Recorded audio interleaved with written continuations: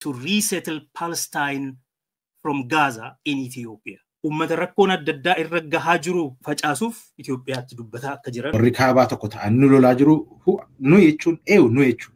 Sochiin humnoota siyaasaa amma miidiyaa gubbaatti deddeemaa jiru kun qabatamaan bu'aa fiduu danda'a itti yaadda. Jibbinsa TPLF jennee akka keenya argine miti amma marroo fudhattee olaalte fuula hidhatanii loluuti miti Jawaariin fudhattee olaalte immoo civil disobedience fuulli lamaan kun walitti dhufee yoo hayyoota Oromoo garaagarummaa siyaasaa dhuunfaa isaanii lafa kaa'anii akkasitti gartee qooda waliif kaan kreditii waliif kennan takka argitanii ni beektu hayyoota takka waliin argineetiin hin beeyne gaaddisa tokkotti kan fide ni milkaa'aa hin milkaa'u jedhamee kan gartee eeggamaatiin ture mee marii isaanii kan akka itti adeemsifamaa turee fi seenaa isa jalqaba Oromoo keessatti waan takka argineetiin hin beeyne mariin kun yeroo beellamamee poostaarri kun facaafamutti marii cehumsa Abiyyiin boodaa jedhama maal jechuudha cehumsa Abiyyiin boodaa jechuun jedhame akka qoosaatitti hedduu takka sooshaal miidiyaa kanarratti illee ajandaa taatiin ture jechuudha. Eega marii kana dhageeffanne booda garuu waa hedduutu ifanuuf ta'e. Marii kana tokko gartee wanni seena qabeessa isa godhu warraan tana waa'ee Falastiin waa'ee Gaazaallee dubbatameeti jira.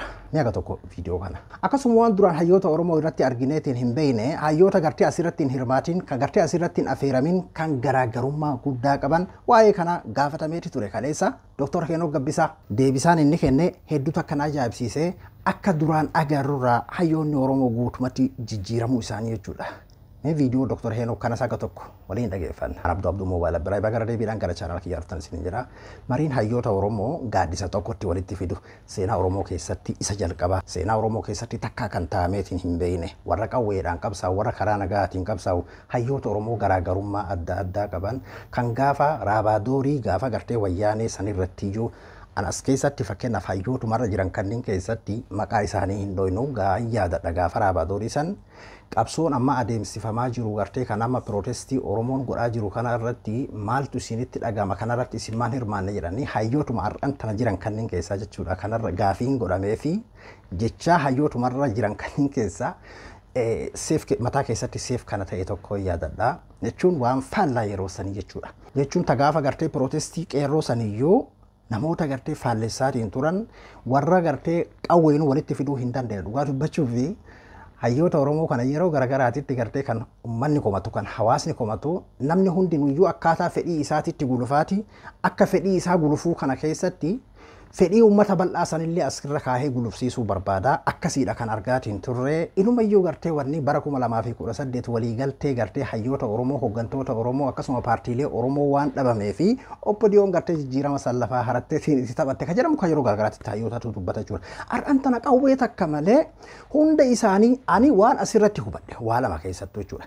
Duri tokkoffaa har'an tana walitti dhufuu isaanii hundi isaanii gammachuu isaan qaban viidiyoo irra deebisee isin dhageeffachiisu kan. Takaleetiif wal komachuu osoo hin taane taboruutiif gartee karaa kiyya qofaan gulufaa osoo hin taane har'a akkanatti gaaddisa tokkotti mul'achuun keenya dabarteef dhiifamaa hundi isaanii kanadha kan isaan dhaabbatan hundi isaanii dhiifama gaafatan haga har'aa kana godhuu dhabuu kennaa fi dhiifama uummata keenyatti balleessina jira kan jedhu. Ati baadhisa kufaatii Abiyyi booda kufaatii Abiyyi hin kufini maaliin jedhini waggaa 20 illee haa ta'u.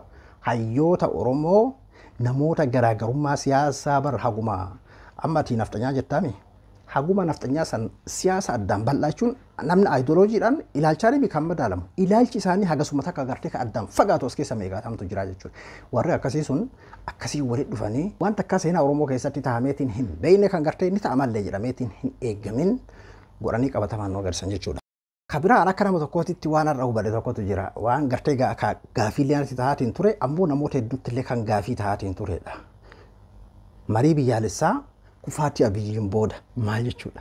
Dura kuffisuun hin dursu maaliif hamilee ofii godhan maaliif waan hin jirre akaafan maaliif gartee kana godhan waan jiru anallee gaafii natti ta'aati ture akka qoosaatitti illee sooshaal miidiyaa kana deemaa ture jechuudha. Har'an tana yeroo gartee yaada isaanii maaliif amma barbaachisee fi gartee gara fuuldura akkamitti deemna ka jedhu yeroo isaan har'an tana dubbatan oggoo addanaa bahutti inumayyuu ni ture jedheetii yaada. Maaliif jennaan wanni kun waan salphaa miti. Boru akkamiin gartee fakkeenyaa fi achi geennaan iyyuu marii feesisa. Bar qotee bulaan waan har'a facaase waggaa har'aa nyaata mire qotee bulaan bar ooruu isaa har'a facaafatee waan waggaa har'aa nyaata. Yeroo ati ilaaltu wanti kun waan bal'aa. Akkuma gartee namoonni adda addaa mootummaa biyya bulchaatiin jiru irratti waa'ee kufaatii isaa booda haasaan jedhee ajaa'iba namatti ta'utti kunillee waan akkasii gadi fagooti waan isaan qabataniitiin dhufan haasawa tokko beeytaati yeroo dhageeffatte siif gala jechuudha. Abdii murannaa fi wal ajiifachuu haalota dabree san hunda gadi lakkisanii har'an tana akkasiin gaaddisa tokkotti agarree jechuudha. Kun hawaasa keenyaaf waa'ee aangoo boru dhufaa boru kutaa isa booda isa akkas maal jedhan sanii miti. Hawaasni keenyaa wal qoqqooduu dhagaa walitti darbatu irraa har'an tana afaan tokko ta'a jedheetii yaada. Dhugaa dubbachuuf kuni wanni kana caala nama gammachiisu hin jiru jechuudha. Mee haasawa isaan asirra godhan keessaa kan waa'ee Falastiin, waa'ee Gaazaa, siyaasa wal xaxaa akka sadarkaa addunyaatitti abjuusitti fakkaatu. Taateen kun yoo biyya keenya seenee dhugaa waan hedduu nama qaanfachiisu waan suukanneessa anaafis illee hin hanqanneedha. Mootummaan bara ni dhufaa ni dabra. Haa turuu haa daddafuu ni dhufaa ni dabra. Maqaan garuu kan dabarratti jira. Maqaan mootummaan tokko godhee kan anaafis hunda keenyatti gartee maxxanee akkasii hafu jira. Kan waan Itoophiyaa jedhamu kanatti maqam Itoophiyaa jedhu kanatti maxxanee akkasitti hafutu jira. Ati jaalattee jaalachuu baatte jechuudha. Kanarratti har'an tana hayyoota wal gahan keessaa kan Dr. Tsaggaayee Araarsaa dubbate. Addunyaa irra jiran waliinis an unnecessary diplomatic entanglement keessa jira. Akkuma beektan gargaarsuun mootummaa Abiy Ameerikaadha irra caala. Garuu ammoo biyyi sun BRICS keessa jira. Israel is interested to resettle Palestine from Gaza in Ethiopia. Lafni isaan irratti boqotan kam akka ta'e waanuma beektanidha. Uummata san achi buqqisuun waan biraa ta'e rakkoo akka rakkootti ilaalamuun hafee uummata san immoo uummata rakkoon adda addaa irra gahaa jiru irratti facaasuuf mariin tokko tokko waliigalteen Ameerikaa fi Israa'el gidduu jiru Itoophiyaatti dubbataa akka jiran kana odeeffannoo har'a agarreetu jira. Rakkoo dippiloomaasii wal xaxaa uummata ollaa ta'an wajjin, biyyoota ollaa ta'an wajjin, biyyoota Middle East jiran wajjin, biyyoota gurguddoo wajjin akka qabnu agarsiisa. Bakkana teenyeeti gaamma mariin biyyoolessa. Waan suukanneessaa seenaa gurraacha seenaa hamaa anaafisitti illee maxxanee hin dabru. Falastiinonni biyya isaanii irratti akkasitti duguugamuun haqa dhabanii ajjeechaan jumlaadha jechuudha. Biyyummaa akka Ameerikaatiin gargaaramtee fakkeenyaa fi biyya ilma namaatiif dhaabbanne, daa'immaniif dhaabbanne, dubartiif dhaabbanne jansaan daa'imman akkasitti jumlaadhaan beelaan boombiidhaan akkasitti gartee jumlaadhaan duguugaatiin jiran sun hanqate.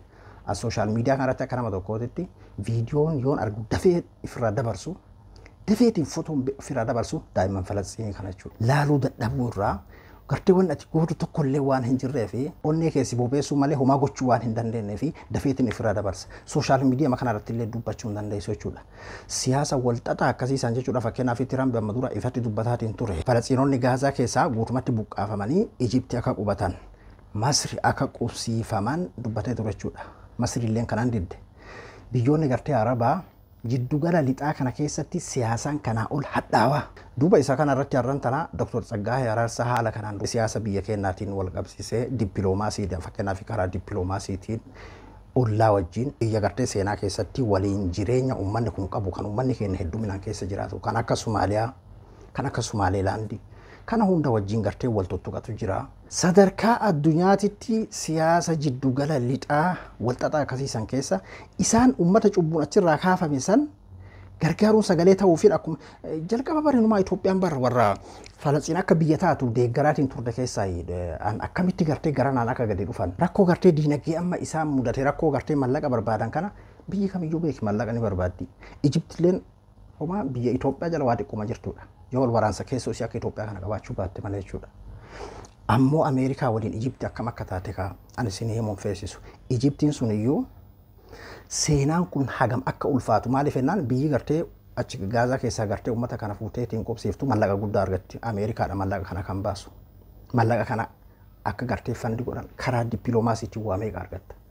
Biyyoonni Arabaa jiddu galeessaa kun Ijipti gartee tan gargaarsi Falastiin akka hin deemne karaa itti cufaatiin turte isa kana fudhachuu diddee hoganaa fudhatte immoo fuula duraan bahinu. Amma duuba biyyoota Afrikaa ka gartee rakkatoo kanneen keessaa akka Itoophiyaadha tamarii jala jirtu akka gartee uummata kana qubsiiftee mallaqa kana fudhattuuf ka jedhuratti duuba Dr. Tsaggaayee Araarsaa har'a uummata san cubbuudhaan achirraa kaasanii bakki isaan qubsiisuu deeman lafa gartee uummata keenya irraa buqqisaniiti qubsiisuu deeman dura tokkoffaa mallaqa san fudhatuudhaaf karaa biraatiin ammoo seenaa gurraacha kana biyya keenya irra kaa'uudhaaf deeman akka sadarkaa addunyaatitti kun waan hamaadha. Jaalanne jibbinee fakkeenyaaf har'an tana bilisiginaa yookiin Abiyyi qofa hin jiramu. Itoophiyaan akkas goote jedhameeti jechuun yoo godhamedha wanni kun hedduu waan nama sururu beeki waan seenaa gurraacha hamaa kana gartee fakkeenyaaf yoo gartee fuutee biyyi teenna dhugumatti ifirra kan fudhatu taate mootummaan ni dhufanii dabraa abiyyi dabruu danda'a bilisiginnaan gartee boru dabruu danda'a seenaan kun anaafis illee ni dhaqqaba Itoophiyaan biyya akkas goote jedhama coba gartee achitti dhiigaa coobaa jiru san fuudhanii biyya keenya kan dhufu taate. Hedduu takka nama ajaa'ibsiisa. Innaa saba ofiitiif dubbatu keessaa asumaan gartee Falastiiniif illee asumaan gartee sagalee ta'ee jechuudha Dr. Tsaggaayee Araarsaa. Mee kanaan wal qabatee ammallee akkatti dhiyaanni Oromoo itti walitti galee tokko Dr. Heenok Gabbisaa kaleessa gaafiif deebii godhe keessatti waan inni jedheedha tokko kan hedduu takka na ajaa'ibsiise. Dr. Heenok Gabbisaa afeerraa kana keessa jiru kan jalqabaa gartee Itoophiyaanotaa san keessa jiru kan Oromoo kana keessa illee jiru lachuu irratti gaafatamee gaafiif deebii kaleessa godhe irratti deebisaa inni kenne akkasuma waan inni gartee hatta dhumarratti illee dhaammate jechuudha. Akkaataa inni itti beellama kanarra ibsee fi dhumarratti gaafatame waan ibsameef viidiyoo isaa aga tokko waliin dhageeffanna. Dubbii warri kaabaa tokko ta'an nu lolaa jiru nu jechuun nu jechuun ilmaan Oromoo maatiitti dhabe jira mootummaa kanatti mootummaa afaan keenya dubbatutti ilmaan abbaa gadaa warra jedhaman abbootiin gadaa meeqan dhumne mootummaa kanaan maatiin Oromoo namitti dhabame namni jalaa ittiin hin dhabne jira mootummaa kanaan namni hin hiyyoomne jira garuu immoo Oromoon soorome jira Oromoo hedduu soorome jira ka'anaaf si caalaa Oromummaan isaanii sabboonummaan isaanii cimaa ta'e sanarraa namni haajaa qabu hin jiru haa ta'utii garuu maqaa saba tokkootiin biyya saamuun cubbuudha. Maqaa saba tokkootiin nama ajjeesuun cubbuudha. Oromoon morally justifiedidha. TPLF wajjinis Eertiraa wajjinis Faannoo wajjinis waliigalee yoo mootummaa bilisiginnaa waraane. Seenaa siyaasa Itoophiyaa irraa kaanee yoo madaallu immoo amma humnooti amma maqaa dhoofnu gareen humnoota siyaasaa Amaaraa Tigraay gara Oromootti soo dhufte sadarkaa ta'etti abjuu walitti hin araaramne qabu. Dirree siyaasaa poolishinii kana booda dhalatu keessatti Oromoon feer sheerii ni argata. Abdii jedhu qabda. Kan ammaa gadi hin argatu. That I can tell you. Sheerii amma qabu gadi hin argatu. Bilisiginnaan aangoo irraa ka'ennaan irra raawwate bakka Oromoodhaaf irra raawwate. Bakka Oromoodhaaf uummata Oromootiif diinonni isaa wal gurmeessanii itti dhufaaru. Ilaalchi jedhu ilaalcha bilisiginnaa isa guddaadha. Waan amma argate dhaba Oromoon ilaalchi jedhu ilaalcha bilisiginnaati. Maal argate Oromoon? Mee wanni Oromoon argate namoonni dhuunfaa wanni isaan argatan jiraachuu danda'a. Wanni Oromoon argate Oromoon nagaa qaba. Wallagga keessa Oromoon nagaa qaba. Manni barumsaa jiraarra Wallagga keessa. Arsii waggaa arfan shanan kana keessa aanaa Muneessaarraa kaanee yoo naannofnee ilaalle ilmaan Oromoo meeqa dhumaa jira. Abbaa fi haadha duratti ilmaan Oromoo meeqa rashanaan jirani. Tuulama keessaa ilaallu. Ilmaan Oromoo meeqa dhumaan jirani. Nagaa qaba Oromoon. Nagaa tokko hin qabu. Dhugaa haqa qaba. Haqi Oromoon waggaa torbaan dura qabaachaa ture biyya keessatti. Har'a qaba haqa san. Yeroo abbaa gizee baada gizee jedhamee haqni Oromoo harkatti hin saabamne. Difeendii gochuun dadhabnee nuti. Maal qaba? Oromoon Shaabiyaa waliin TPLF waliin dhaabbatee bilisiginnaa waraanuun haqa isaati sirriidha. Akki ta'uu qabu akkasii jedheen deeggaraa jedhee Dr. Heenok Gabbisaa afaan guuttatee hayyoota Oromoo keessaa bakkara jedhee isa qofa jedheetti yaada yeroo duraatiif. Jechuun namoonni biroo maal naan ja'a waan jiru namni ilaalcha kana namoonni qaban hedduu jedhee yaada. Garuu akkasii gartee kan adii dubbatee waan isatti fakkaate akkasii dubbatee ni jira jedhee yaada. Amma fakkeenyaaf Joohar illee gaggaafatamaa ture waan kanarratti Joohar asirratti deebisaa yeroo kennu amma booda abbammaan barbaadee dhufee Oromoo matara taa'ee gartee akka kaleessaa san wayyaaneen naga broomsitee nafxanyaan naga broomsee maaliin naga broomsee wanni jedhamu sun gonkuma hin deebitu kallattii kamiiniyyuu kana hin shakkinaa. Inumaa osoo achi hin geenne amma jallaa kenna kanaan biyyi gartee diigamuu shakkina malee bakka sanii miti ka jedhudha jechuudha yeroo hedduu bakka hedduutti gaafatamaa ture jechuudha. Waan as keessa Dr. Heenok kaase ka gartee anaa fi ati illee fudhachuu dandeenyu anaa fi nutu asii difeensi irraa godhuu hin dadhabne jedhe baalaa gizee jedhamee ittiin qoobsamne jedhe Oromoo du'uyyuu miidiyaa dubbatuyyuu miidiyaa reeffaa jiranii Joohariin nama reeffaa jiranii hagammaatti hin jiramu. Ijoolleen abbaa gadaa ijoolleen afaan keenya dubbattu abbootii gadaa ajjeesaan jirtu jechuun nageenni hin dhabamne manni barumsaa hin cufamne walumaa gala Oromiyaan gartee nagaa hin dhabne dhugaa kaleessa qabu miidhame maan isaa kaleessa gartee addunyaan dubbattuuf suniyyuu afaan hin qabamne. Balataraadha addunyaan akkasii quba qabdi. Sababoonni inni asirratti kaasa jechuudha. Ammas akkasuma immoo qooda gartee kanaa gadii miti qoonnummaan inni argatu. Osoma ta'eedha iyyuu ammoo abadan amma hawwiin gabroomuu qabnu sirna ijaarannee bilisummaa jalatti buluu qabnaadha. Abbaan barbaadee yoo haa ta'u garuu gartee akkuma kaleessa qoodaan akkas qoodee fi gartee Oromoo bilisoomse jedhanii obbodiyoo walirra kaa'anii baadii walirra kaa'anii yookiin gartee Oromoo nama afaan Oromoo dubbataa jira ka biyya bulchuu minaan amma daldala sana osoo hin ta'in bilisummaa aangoon ta'u uummataa taate uummanni abbaa barbaade filatee abbaa fedheen buluu waan jirudha. Yoo keessa illee hin galchuu nama sana. Wayyaana yoo gad dhufte irra naa wayyaa Amaar yoo gad dhufe irra naa wayyaa Rabbuun ittiin godhin jenna malee. Tira doktor waan inni kaasa jala muree maaliin adda baafamuu qaba. Bilisiginnaa fi Oromoo wanni jedhamu kun adda baafamuu qaba. Kanatu barsiifamuu qaba. Warra kaabaatii fi nu wanni jedhamu san. Warra kaabaatii fi bilisiginnaadha akki jedhamuu qabu. Kaleessa waliin qabsaanii taa'umsa Birtooniyaa santu isaan bakka lamatti addaan qoodeedha. Bilisiginnaa kophaa san bisee jara kaan ammoo waliin achi hambisee. Kanaafuu gartee qabsaa'onni Oromootillee as keessatti hirmaatuu danda'anii akkami jennaan justisiidha. Oromoon gartee gamas dhaabbateetiin waraanu. Mee kabira kan jedhu tokkaan ajaa'ibsiifadhe ammoo waa'ee amman tana deemsifamaatiin jiru walgahii hiriira miidiyaadha ka jalqaba warra Itoophiyaawwan hunda waliin ta'anii fi kan amman tana kan Oromoo irratti illee.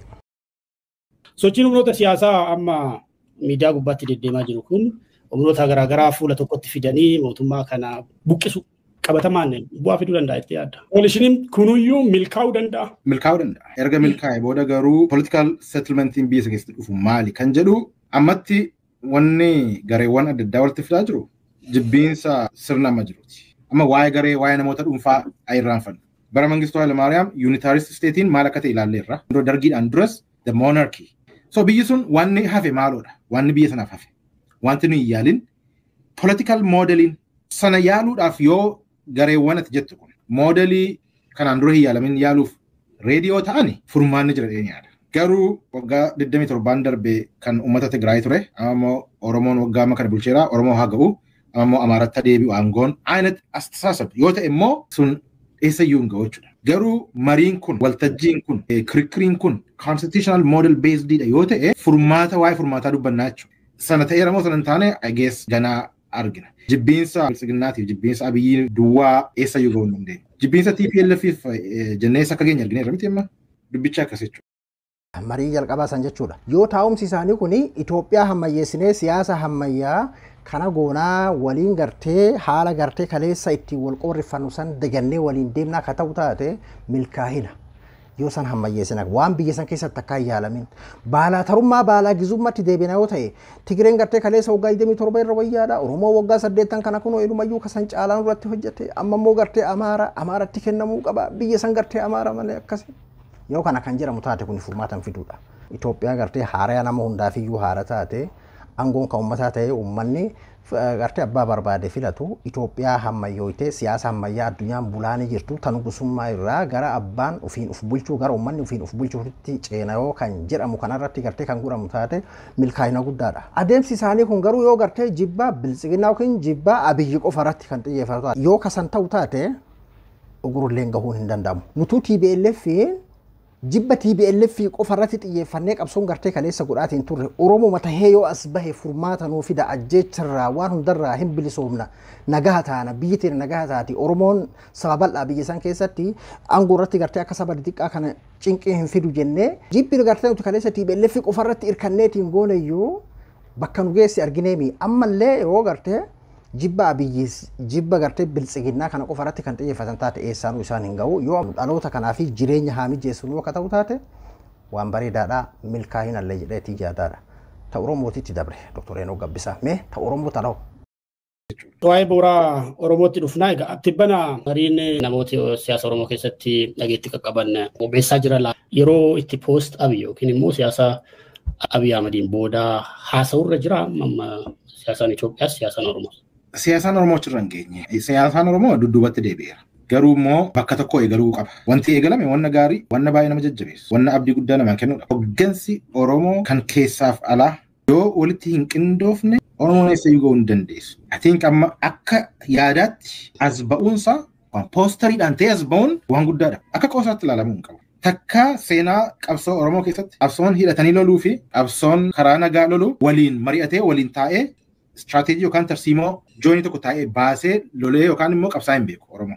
Tokkotu tokko harkaa fuudha. Gaafa yeroo raabaadorii jennee iyyaa gaafa baane tokko waraana bilisummaa Oromootii fi adda bilisummaa Oromoo kriminalaayizii gochaa baane. Marroo fudhattee yoo ilaalte fuula hidhatanii loluuti miti fuula jagnummaa akkasitti ilaala miti Oromoo keessatti. Obboleessi keenya Jawaariin fudhattee yoo ilaalte immoo civil disobedience qeerroo muuvimentii nama gaadii godhameetu ni kan ilaalamu. Fuula kana lamaan yoo walitti fiduu dandeesse. Fuulli lamaan kun walitti dhufee yoo mari'achuu danda'e. Fuulli lamaan kun waliin taa'ee plaanii baasuu yoo danda'e yeroo sana dubbiin Oromoo furmaata argata. Naannummaa Oromoo keessa jirtu wallaggummaa arsummaa or whateverummaa takka seenaa Oromoo keessatti intergenerational kan ta'e akkasumas immoo different belief system qabsoo keessatti belief system adda kan qabu waliin poosterii tokko irratti argitu. Dhiisi waliin taanii mari'achuu dhiisiiti. Biltsiginnaan kana biliyeena meeqa investitti gooti. Poosterii kana balleessuudhaaf. Poosterii tokko birii 50 ka hojjisiistee maxxansitu yoo dhugaa ta'e biltsiginnaan biliyeena 50tti investitti gooti. Achi keessa jira waan ta'eef. Maaster kiin immoo black boxiin Oromoo achi keessa argama dheenii yaadaan. Garaagarummaa qaban akkasiin lafa kaanii walii qoodu. Dr. Heenok Gabbisaa marii san keessa hin jiru. Garuu kuni biyya keenyaa fi ummata keenyaa fi faayidaa guddaa takka arginen beenu jiru keenya irratti. Hawaasa Oromoo kan fayyadu isa kanaan ulfiin Oromoo as keessa jira. Dhugaan Oromoo as keessa jiraadha. Black boxiin Oromoo bakki dhugaan Oromoo itti dhokatte bakka kana jiraadha. Marroo fi Joohar walitti fiduu danda'u. Kaleessa bara mararaa warri ABO garuu mararaa guddinaa qabsaa wayyaaneeti jechaanii turan jechuun isaaniif dimokiraasii fakkeessa paarlaamaa keessa taa'ee mugaa jedhamaanii ture bar. Nuti raabaadorii irra teenne jedhe. Raabaadorii irra teenne nuti gartee kaleessa wayyaanee dhagartee mootummoon irratti qabsaa'aati turre jedhe. Waliin taa'anii argamuuti poostara tokko jiratti argamuun kuni dhugumatti waan taate seenaa Oromoo keessatti taameetiin hin beekne kana akka qoosaatitti ilaalamuu hin qabudha. Marii biyyaalessaa kufaatii Abiyyiin booda wanni kun akka qoosaatti illee sooshaal miidiyaa kanarrallee deemaa jira. Amma dubbiin bar waa'ee siyaasa isaan kufaatii Abiyyii jiraatee Abiyyii maali miti. Isaayyoonummaan kun akkasii walitti dhufuu wal quba qabaachuun kaleessa takkaa kan argine akka Dr. Heenok kanatti qooda waliif kaa'udha. Dhumarratti illee kana dhaammate Dr. Heenok Gabbisaa kan gandummaallee balleessu kan gartee qoodamiinsa amantiillee balleessu kan gartee garaagarummaa uummata jidduutti jirullee kan gartee uummata kana mooyachiisu bakki iccitiin Oromoodhaa sanduuqni iccitiin Oromoo keessatti awwaalameellee as keessa jira jedheetiin amanaan jedhe. Mee isin maal isiniif fakkaata? Arab Dabru Mobile Biraan qophii biraatti walitti deebinutti nagaan haa tura.